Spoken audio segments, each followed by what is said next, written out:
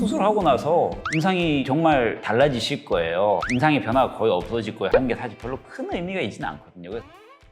안녕하세요. 예뻐지는 닥터라이브리 TV 성형외과 전문의 서유한입니다.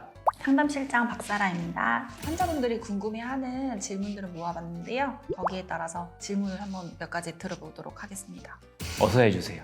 눈 수술할 때 가장 중요하게 생각해야 될 부분이나 환자분들 상담하러 오시는 분들 중에서 좀 말씀드리고 싶은 부분.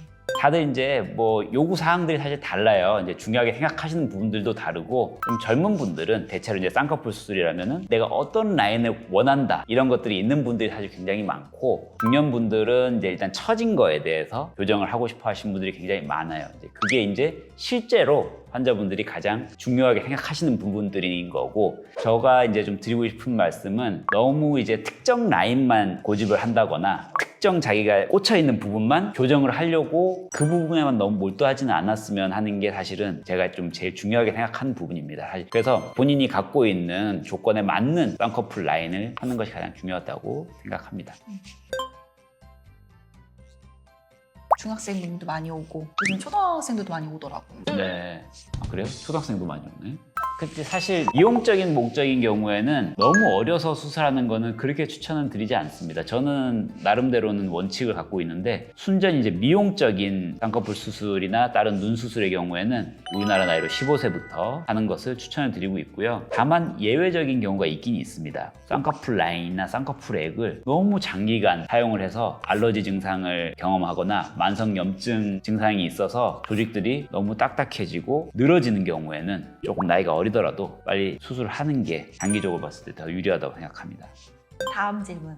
쌍꺼풀 수술만으로 인상이 확 달라지나요? 그 질문은 사실 제일 많이 이 질문은 결론적으로 뭐라고 대답하기가 좀 어려운데요. 수술하고 나서 인상이 정말 달라지실 거예요. 인상의 변화가 거의 없어질 거예요. 하는 게 사실 별로 큰 의미가 있지는 않거든요. 왜냐면은 이제 우리 눈 같은 경우는 본인 갖고 있는 조건에 이제 라인을 만들어 드리는 거기 때문에, 사실 이쑤시개 또는 픽만 있으면은 라인 한번 잡아드려 보면은 거의 비슷한 모양으로 만들어 드릴 수 있어요. 아주 예외적인 분들 제외하고는 대부분 그렇게 만들어 드릴 수 있기 때문에 좀 보여드려요. 근데 쌍꺼풀 생기는 것 자체를 이제 굉장히 극도로 혐오하시는 분들이 있어요. 그런 분들은 아주 얇은 속쌍꺼풀을 만들어 드리거나 아니면은 애초에 처진 것만 걷어지는 눈썹화 거상이나 이마 거상을 추천을 하는 경우가 더러 있죠. 다음 질문은 눈 수술하고 흉터가 생길 수 있나요?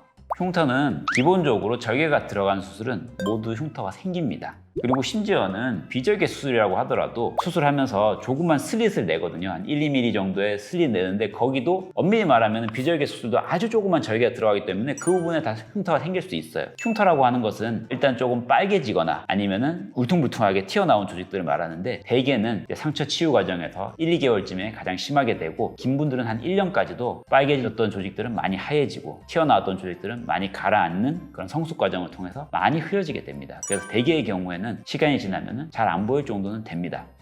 다음 질문이요. 절개로 첫 수술을 했다면 재수술은 비절개로 절개를 하지 않고 수술이 가능한가요? 결론부터 말씀드리면 케이스 바이 케이스입니다. 환자분들마다 다 달라요. 절개 쌍꺼풀로 해서 처진 피부들은 이미 많이 교정을 했는데 쌍꺼풀 고정 자체가 느슨해진 경우가 있다면, 그런 경우에는 비절개 방식으로도 수술을 가능합니다. 다만 절개 이후에 라인이 너무 높아서 낮추고 싶은 경우에는 라인 낮추기는 비절개로 불가능한 경우가 대부분입니다. 이유는 쌍꺼풀이 단순히 풀린 거를 교정을 하는 거는 비절개로 가능한 경우가 상당히 많지만은, 풀리지 않고 쌍꺼풀이 굉장히 또렷한데 낮추기를 원하는 경우가 있겠습니다. 그런 경우에는 기존에 갖고 있던 라인들 다 풀어서 없애고 새로운 라인을 잡아줘야 되기 때문에 피부 보존 술식을 하든 피부 절제 술식을 하든 절개가 필요한 경우가 상당히 많습니다. 여름보다는 겨울에 붓기가 잘 빠진다고 하던데 준성형은 겨울에 하는 게 좋을까요? 결론적으로 대답드리자면은 사실 별로 상관없습니다. 본인이 관리하시기 나름이고, 땀이 많이 들어간다고 염증이 많이 생기거나 그런 거는 그렇게 크게 근거가 있는 답변이라고는 하기는 좀 어렵고요. 다만 관리를 잘해야 되는 거는 분명하죠. 눈 주위를 압박하지 않는 게 사실 제일 중요해요. 눈 수술하고 나서 풀리는 가장 흔한 원인 중에 하나가, 자기도 모르게 계속 눈을 비비는 습관이 있는 분들은 아무리 수술을 잘해도 풀리는 경우가 많습니다. 눈을 압박하거나 비비거나 그런 것들만 사실 조심하신다면은 굳이 꼭 여름이라고 수술을 하지 말아야 되고 꼭 겨울에만 해야 되고 그럴 필요는 없다고 생각합니다. 다음 질문이요. 절개 쌍꺼풀 붓기가 거의 1년 가까이 지속이 됐던 지인이 있었는데 네. 보통 대부분들 이런가요?